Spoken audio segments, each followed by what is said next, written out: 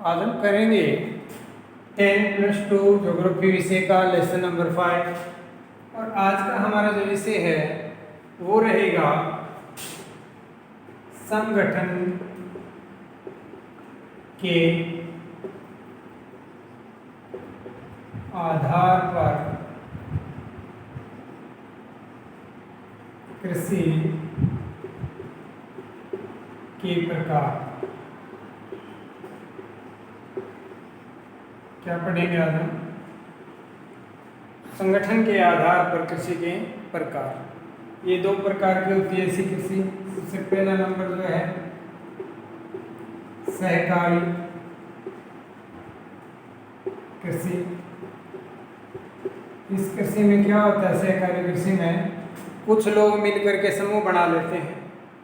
10-20 किसान जो हो वो मिलकर क्या कर लेते हैं? एक समूह बना लेते हैं, सहकारी समिति बना लेते हैं।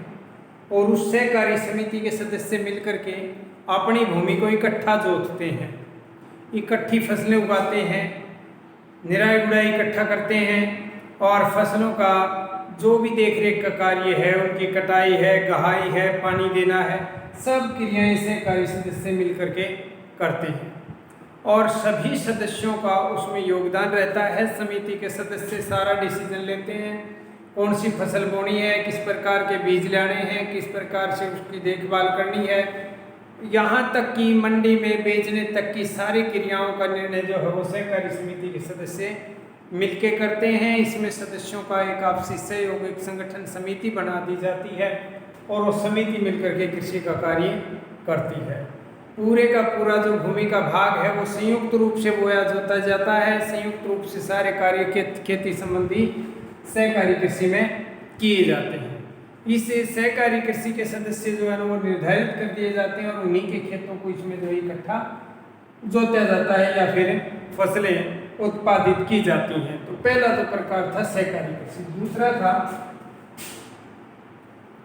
देखिए, समिति बनाई जाती है और समिति के आधार पर जो है ये खेती का कार्य किया जाता है। नंबर 2 है सामूहिक कृषि। हाँ, एक थोड़ा मैं ये बताना भूल गया था। सहकारी कृषि जो है वो ज़्यादातर पश्चिमी यूरोप में की जाती है। पश्चिमी यूरोप का, देखिए मैंने बताया होगा शायद आपको, ये इस प्रकार से कुछ जो है ये यूरोप है, यूरोप और साथ लगता है एशिया, ये इधर एशिया। तो यूरोप, पश्चिमी यूरोप के देशों में की जाती है। देखो ये पश्चिमी यूरोप का, इटली है, डेनमार्क है, स्वीडन है, इन देशों में जो है ये खेती की जाती है सहकारी कृषि। लोग इकट्ठा होकर के समूह बना लेते हैं, अपने समितियां, और वहाँ पर ये खेती करते हैं। तो ये इसका क्षेत्र था कि भाई ये खेती कहाँ होती है। दूसरा है फिर आपका सामूहिक कृषि। सामूहिक जो कृषि है उसमें ये इसमें और इसमें कोई खास फर्क नहीं, लेकिन थोड़ा सा ये फर्क है। देखो सहकारी कृषि में तो क्या है कि लोग समिति बनाते हैं, इकट्ठा होते हैं, कुछ लोग होते हैं इसमें इकट्ठा, उनकी संख्या होती है।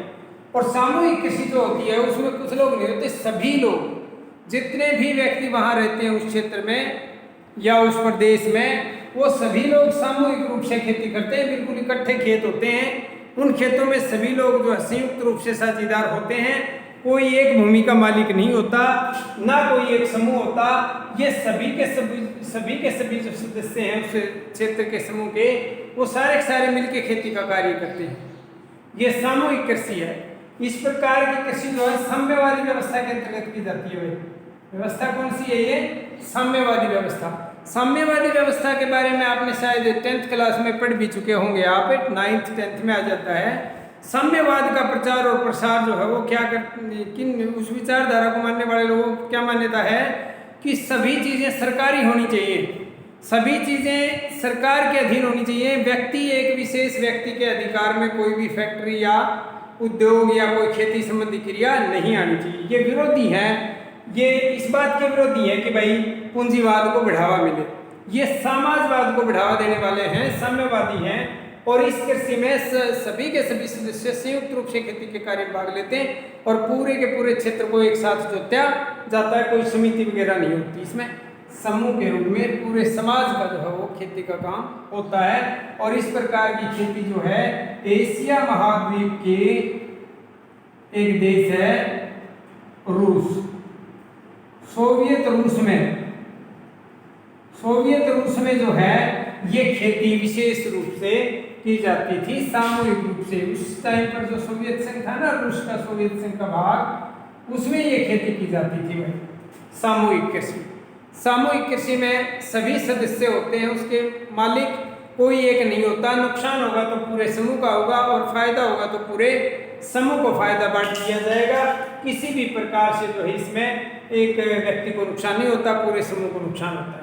तो सहकारी कृषि आपने समझ लिया होगा कि भाई कुछ लोगों की समिति बना करके मिल करके वो लोग किसान अपने खेतों को इकट्ठा कर लेते हैं और फिर उनकी बुआई करते हैं और पैदावार जो वो अच्छी लेने का प्रयास करते हैं। पश्चिमी यूरोप में इस प्रकार की खेती सहकारी कृषि ज्यादा होती है। सामूहिक कृषि आपने पढ़ा, सामूहिक कृषि में पूरे क्षेत्र के सभी किसान शामिल होते हैं और उसमें किसी भी प्रकार से कोई स्वामित्व एक व्यक्ति वगैरह का नहीं होता, पूरे समूह का स्वामित्व होता है। इसमें नफा और नुकसान जो वो सारे झेलते हैं और सब मिलकर के काम करते हैं। किसी प्रकार से कोई एक व्यक्ति मालिक नहीं होता, सबकी साझी भूमि पर खेती सामूहिक रूप से की जाती है। ऐसी कृषि सोवियत संघ रूस में 1917 की क्रांति के बाद, 1917 में रूस में क्रांति हुई थी ना, रूसी क्रांति के बारे में तुम पढ़ते होंगे। तो उस रूसी क्रांति के बाद जो है सामूहिक कृषि का वहाँ पर प्रचलन बहुत तीव्र गति से हुआ 1917 की क्रांति के बाद। तो ये दो कृषि आज हमने पढ़ी, सहकारी कृषि और सामूहिक कृषि। अब हम पढ़ेंगे वो अगला हमारा टॉपिक खनन है भाई, अगला हमारा टॉपिक आज का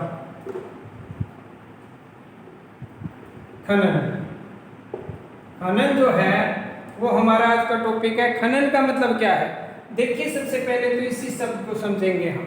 खनन का मतलब होता है चीजों को खोद के निकालना, खनन है। अब खनन कई प्रकार से होता है, ठोस खनन, ठोस वस्तुओं का खनन भी होता है, तरल वस्तुओं का खनन भी होता है और गैसीय वस्तुओं का भी खनन होता है। किस प्रकार से? जैसे कोयला है, लोहा है, तांबा है, सोना है, ये धातु निकाली जाती है, ये ठोस खनन है। और तरलीय खनन कौन सा है? पेट्रोलियम, जो तेल है पेट्रोलियम वो निकाला जाता है, वो तरलीय खनन है। और एलपीजी जो गैस निकाली जाती है खोद करके जमीन से, वो गैसीय खनन है। तो खनन वो है जो चीजें खोद के जमीन से निकाली जाती है, उसको क्या बोलते हैं? हमें खनन कहते हैं। अब खनन के प्रकार देखेंगे हम भाई। खनन के दो प्रकार हैं। पहला प्रकार क्या है खनन का? खनन दो तरह से, खदानें जो हैं, या आप ये कहिए कि भाई खदानें दो तरह प्रकार की खदानें होती हैं। और उन दो प्रकार की खदानों में कौन कौन सी हैं? खनन को पहले तो खनन को प्रभावित दो प्रकार देखेंगे। पहला प्रकार क्या है खनन का? पहला प्रकार आपके खनन का है धरातलीय खनन। नंबर 1 यहाँ पर है धरातलीय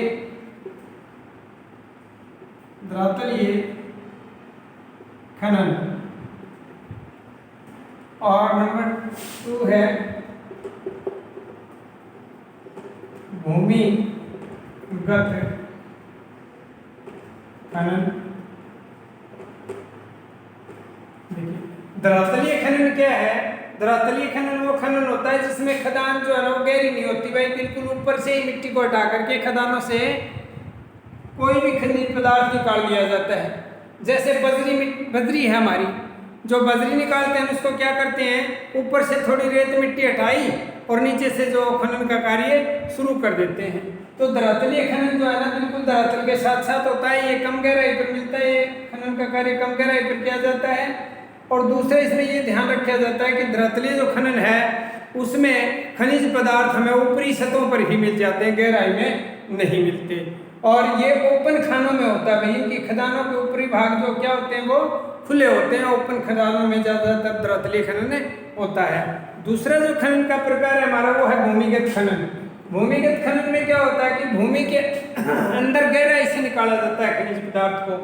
अब इस प्रकार के खनिज में क्या होता है? टनल होती है नीचे तक और ऊपर से छत वाली वो खान होती है, छत होती है, ऊपर जगह को छोड़ देते हैं और नीचे से खनिज पदार्थ निकालते हैं, इसमें गहराई पर खनिज मिलते हैं। ये है आपका भूमिगत खनन। इसमें जो कीमती धातुएं लगभग जो भूमिगत खनन के अंतर्गत होती हैं, सोना चांदी वगैरह, ये भूमिगत खनन में ही ज्यादा मिलते हैं। आपका कोयला है या बजरी है या खड़िया मिट्टी है या फिर आपका मार्बल पत्थर है, वो जो है वो धरातलीय खदानों में पाया जाता है। तो ये खनन के थे दो प्रकार, भूमिगत खनन और धरातलीय खनन।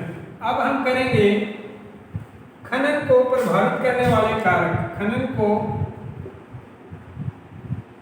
प्रभावित करने वाले कारक, करने वाले कारक क्या हमें खनन को प्रभावित करने वाले कारक है वो जानेंगे हम। सबसे पहले तो हम क्या देखेंगे, खनन को कौन से कारक प्रभावित कर रहे हैं। हमारे खनन को प्रभावित करने वाले कारकों में सबसे पहला देखिए भौतिक कारक है भाई। नंबर 1 है भौतिक कारक। अब भौतिक कारक में क्या रहेगा आपका कि वहां का धरातल कैसा है, उस धरातल की बनावट कैसी है, उससे खनन प्रभावित होता है। मैदानी भाग है तो उपजाऊ भाग, उसमें खेती होती है, खनन का कार्य थोड़े ना होता वहाँ। खनन का कार्य वहाँ होगा जहाँ चट्टानी भाग होगा, पठारी भाग होगा, वहाँ पर भौतिक जो कारक है वो हमें प्रेरित करेंगे कि वे खनन का कार्य यहाँ किया जा सकता है। जो रेगिस्तानी इलाके हैं उसमें खनन का कार्य किया जाता है पेट्रोलियम पदार्थ को निकालने का। तो अलग अलग जगहों पर भौतिक कारक प्रभावित करते हैं कि भौतिक स्थिति कैसी है, उसके आधार पर खनन का कार्य किया जाता है। इसके अलावा नंबर 2 है,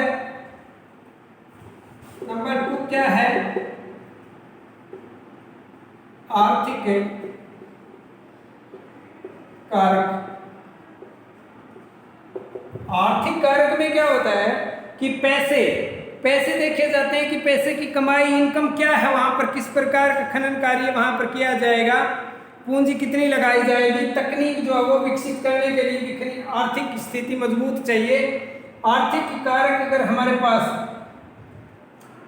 आर्थिक कारक में हम ये देखेंगे कि भाई जो हमारे आर्थिक कारक हैं उसमें पूंजी कितनी है हमारे पास। अगर पूंजी अच्छी है तो वहां पर खनन का कार्य जो है वो बहुत जल्दी तुरंत गति से कर लेंगे हम। तकनीक हमारे पास अच्छी विकसित हो जाएंगी और खनिजों को निकालने का जो काम है वो बड़ी आसानी से और तीव्र गति से होगा। लेकिन जहाँ पर आर्थिक स्थिति अच्छी नहीं है, जैसे अफ्रीकी देशों में, तो वहाँ खनिज होते हुए भी खनिज का हम दोहन नहीं कर पाते, क्योंकि ना तो तकनीक है उनके पास, और तकनीक आदि को विकसित करने के लिए आर्थिक स्थिति मजबूत चाहिए, पैसा अधिक चाहिए।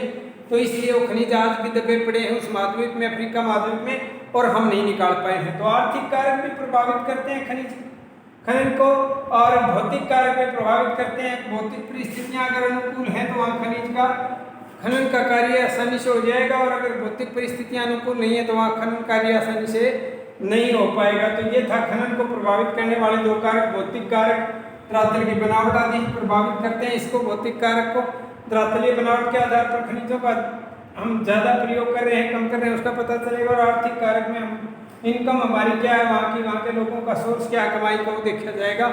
तकनीकी विकास वगैरह सब पैसे से ही होता है, तो आर्थिक स्थिति भी देखी जाती है। आर्थिक कारक भी खनन को प्रभावित करने वाला एक मुख्य कारक है। तो आज का हमारा जो लेसन 5th था, ये लेसन नंबर 5th है, ये हमारा आज जो है ना कंप्लीट हो चुका है। इसमें कोई टॉपिक हमने आज छोड़ा नहीं है, कंप्लीट कर दिया है। फिर भी अगर कोई विषय टॉपिक जो है आपका रह जाता है या समझ नहीं आता है तो आप बता सकते हैं। कल हम जो है लेसन नंबर 6 शुरू करेंगे। 5th लेसन हमारे कंप्लीट हो चुके हैं। आप रेगुलर रूप से क्लास लगाइए और इस लॉकडाउन का जो है सदुपयोग कीजिए इस टाइम का, ताकि इस समय रहते आप अपनी तैयारी अच्छी तरीके से कर लें, और जैसे स्कूल लगे तो किसी प्रकार की दिक्कत आपको ना आए और आप बहुत अच्छे नंबर लेके पास हों। और आज के लिए इतना, बाकी कर